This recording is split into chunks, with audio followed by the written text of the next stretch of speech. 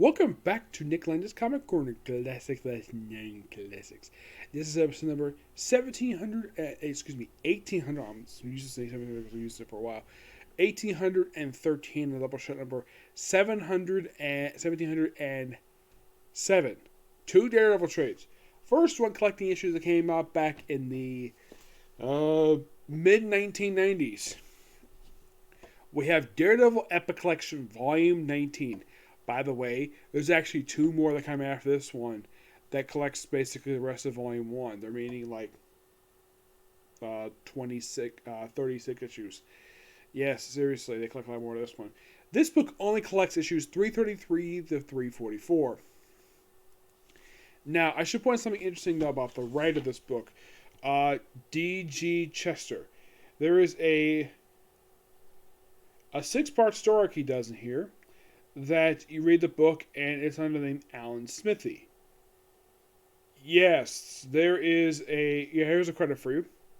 You have Gregory Wright, D.G. Chester, Alan Smithy, which I'll get to more in a minute, Warren Ellis, and Jan DeMatteis. Yep, Jan DeMatteis got a chance to write some stuff in here. The artwork is done by Tom Grimmett, Scott McDaniel, Arvil Jones, Alexander Herman, Keith Pellard, and Ron Wagner. The front cover art here is done by Ron Wagner, Bill Matha, and Matt Miller. The back cover is done by Bill Sienkiewicz. Now, I don't have a problem with the artwork per se. It's just a bit off for Bill Sienkiewicz. And yes, that is a Bill Sienkiewicz cover. So, it's not like what he does currently, where his artwork is a lot better. But this is not one of his best covers. No, sorry. And this is getting toward pretty much the end. They also included in here, for some reason, 378. I don't know why they included it here, but they did. Yeah. Let's credit this anyways. Supposed to be 340. Probably a typo. Yes. The first 5 issues in here are known as Phantoms of Humanity. Yes, from 333 to 337. Yes. Yeah, this is your very first story in here. Covering the time period of October 1994, and then finished up the story in February 1995. Yeah, but the book itself wraps up in September of 1995. Yeah. Yeah, and this book here, this was done by Gregory Wright. He does this 5-part story arc. It's not really noteworthy. It's just Daredevil, media, random thugs. It's not that good. Yeah, my only guess is the reason Marvel... The only thing I like about this book is the artwork. The artwork is actually not that bad for this era. Yeah, and of course, basically, the whole big thing about this story is basically Wilson Fisk making a comeback. That's the big thing with these issues, is that we see the comeback of Wilson Fisk for the first time since issue 300, which he basically has fallen from grace. Yes, where he basically was insane, and he's trying to rebuild his reputation. And this story on here is kind of the start of that. And that by far is nothing very interesting about the story arc, is the Kingpin Redemption storyline. But, man, the story with Daredevil is just not interesting. Him just doing random stuff. And, by the way, his name is Jack Battler. That's the alias he goes by when he's not Matt Murdock. Yeah. He also runs into friggin' Bushwhacker in this storyline. Yes, Bushwhacker. Yep, for some reason they decided to run into him for this particular story arc. I have no idea why. But they did, for some reason. It just basically, let's have Daredevil basically homeless people, Bushwhackers here. Kingpin is basically a meathead. Yeah, usually Kingpin's usually depicted like a chubby guy. But, man, oh man. It's like he dropped like 50 pounds. Yeah, but don't worry. But, no denying this. This here is my favorite cover of this entire issue collection here. This is Daredevil 337. It's a beautiful cover. Now you might be thinking, who does this cover, you might ask? Well, let me answer that for you. Now, I thought by the style of the artwork, I thought it was Brian Starfleeze. Nope. It is Tom Grenberg. Yep. Yeah, and we also have stuff in here with Elektra. Yeah, she's in the story arc too. Mm-hmm. Which, by the way, her miniseries comes like right after the storyline wraps up. Yeah, that's how they put in this trade. This actually is the first Elektra book I've reviewed in quite a while. What is Elektra Root of Evil, done by D.G. Chester and Scott McDaniel. It's just basically a book basically of Elektra in Greece for a whole mini-series. And mostly plays basically what she was up to during all the stuff related to Daredevil in his own book. Yeah, that's mainly the purpose of this book. It's just basically just a story about Elektra. It's also kind of a spy story because we had to involve Nick frickin' Fury. Yep. I know nothing wrong with Nick Fury. It's just that, well, him get involved with Elektra, like him get involved in the story arc really feels kind of random. But the book is paced really well. It's okay. That's just my opinion anyways. And not much else to say here about this one. Yeah. It's okay. It's not a terrible miniseries. And I'm not sure how Frank Miller himself felt about this miniseries.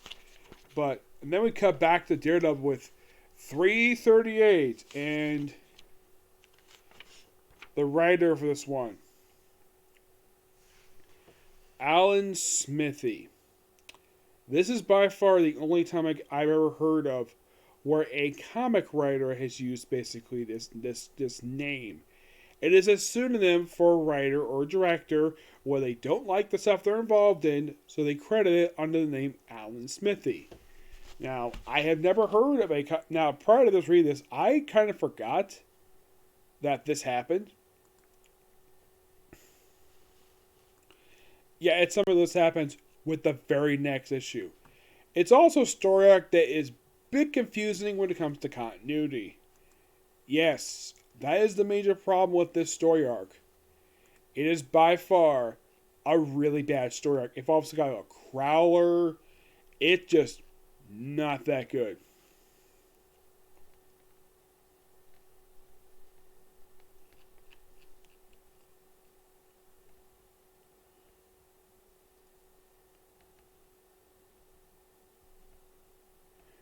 Yeah, it is by far.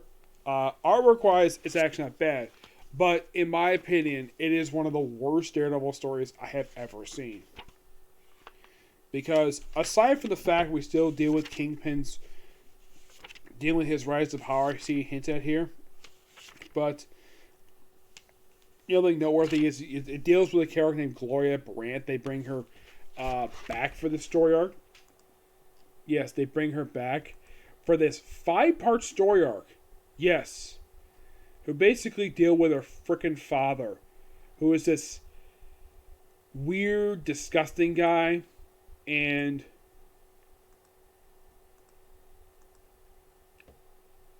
he apparently is like the father of Gloria O'Brien. Who, by the way, is brought back this story arc. Actually, her father is somebody else. Who died prior to this one. Yeah, she's randomly brought back here because, oh, let's have her get killed off here.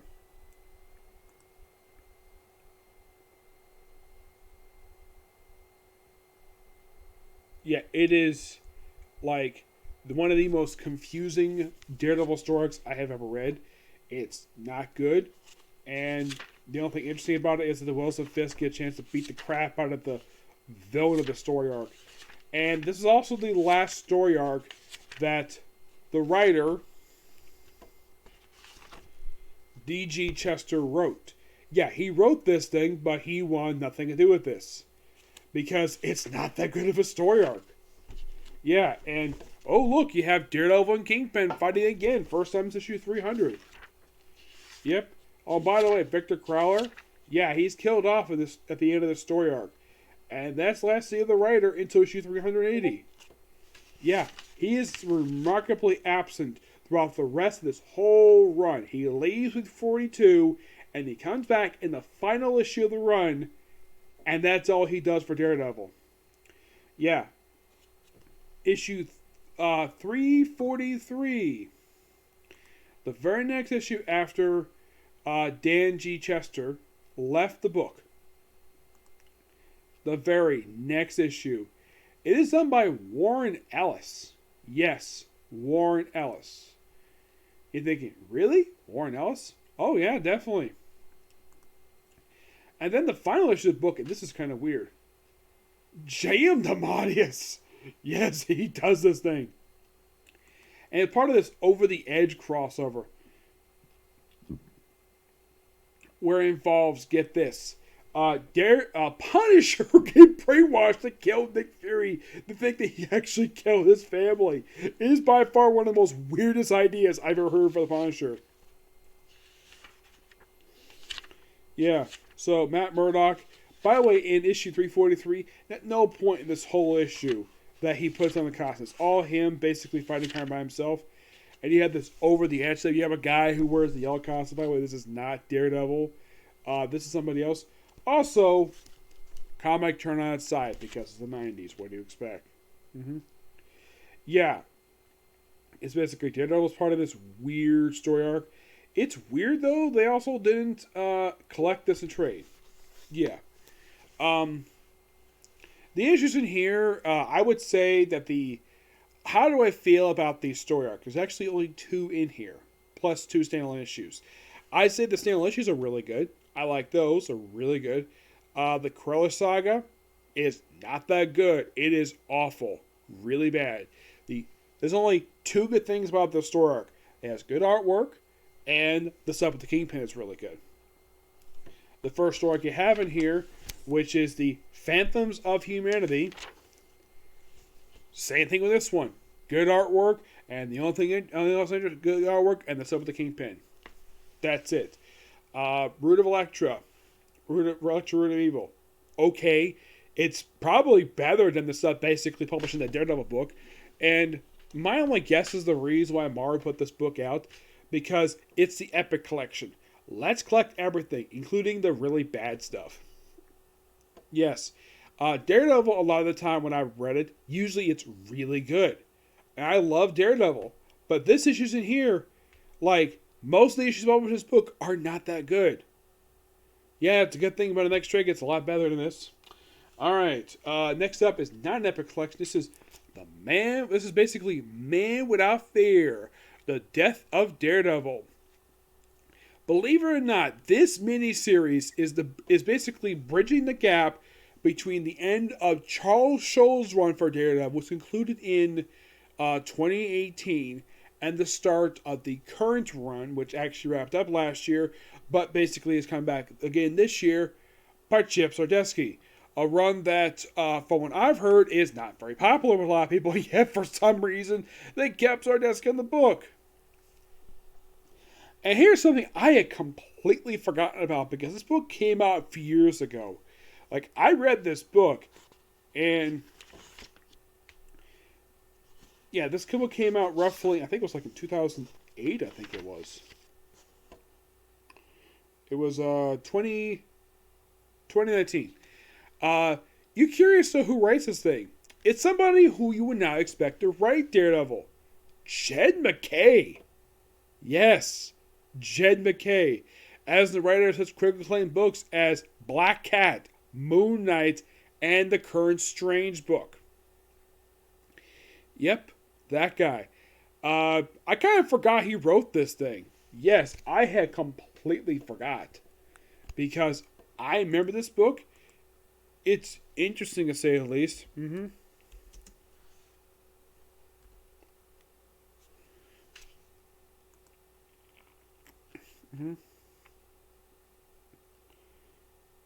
And mostly put in the way, this book just deals with what Daredevil was up to after the Charles Schultz run. He's in the hospital and he's slowly trying to recover. Yeah, from being nearly murdered at the end of the Charles Schultz run. Yeah, that's mainly the purpose of the miniseries. Now, here's the thing. I have pretty much reviewed a good small chunk of the stuff the guy has written, per se. Aside from his miniseries, you are thinking, okay, I'll talk more about it in just a minute, but this book also has the last known appearance of the Daredevil version, the version of Defenders that basically was heavily inspired by the Netflix show. This was their last physical. This was actually their last time they appeared in comics, because after this, basically when they brought back Defenders after this, it's basically the Al Ewing stuff. Yep, that is pretty much basically what happens with Defenders after this. It's basically they're mopey, and it sets up a lot of personalities that relate to Daredevil to be explored by Jeff Sardesky. That's really the purpose of this miniseries. Is it bad? No, it's just okay at best. It's a pretty decent miniseries, and it's got very good artwork. Yes, the artwork in here is beautifully done by actually about 4 different artists who does this book, which is kind of interesting. It's only a 5-issue miniseries. The first and last issue are done by Danilo Asparelli. The second issue is Staffel Lanetti. Issue 3 is done by Ebe Calillo, and Paolo Vanilla does issue 4. It's mostly you kind of explain it as Matt Murdock in the hospital, and him. It's basically exploring his recovery period. Also with demons of his past, like basically the Daredevil yellow suit stuff with Elektra when he was leader of the Hand. It's quite nice. I mean, looking at the content, he's like, wait, you should say it's okay. The story itself is okay, but I love the artwork. The artwork is so good. Lots of nods to classic Daredevil stuff that people like, per se. And you could say that the whole point of this miniseries is to recover Daredevil. That's really the whole point of this. And it kind of sets up the very first story arc, like I said, of Sardesky's run. Yep, that's really the point of this. And I'm going to give this book I'm going to give it a 8.5 out of 10. It's actually better than the Epic Collection, per se. You might be thinking, why the heck did you get it? Because I want to review Daredevil. That's why. I love Daredevil. But it's by far some really bad stuff. But it gets better. A whole lot better after this. Don't worry about that. So yeah. That's going to be particularly it for this particular review. Next up is more Daredevil stuff. But this one comes out in between these two books. It's the first year of the relaunch Daredevil in 1998. I'm discussing that in the very next Comic Corner. Okay, next video. Bye.